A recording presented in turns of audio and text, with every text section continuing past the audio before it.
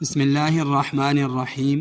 نبی پاک صلی اللہ علیہ وسلم سے سیاہ پگڑی اور سیاہ چادر کا زیب تن فرمانا ثابت ہے، البتہ مکمل سیاہ لباس پہننا یہ آپ علیہ السلام سے ثابت نہیں۔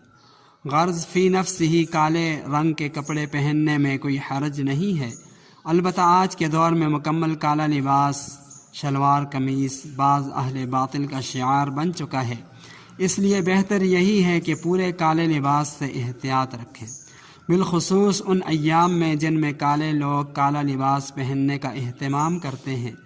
ان ایام میں تو بالکلیہ اجتناب کرنا چاہیے تاکہ ان کے ساتھ مشابہت لازم نہ آئے، کیونکہ شریعت کے اندر فجار کی مشابہت اختیار کرنا یہ بھی ممنوع ہے، چونکہ ہمارا مقصد اصلاح معاشرہ ہے۔ اصلاح معاشرہ میں ہمارا ساتھ دیجیے، چینل کو ضرور سبسکرائب کریں، ویڈیو کو لائک اور شیئر کیجیے۔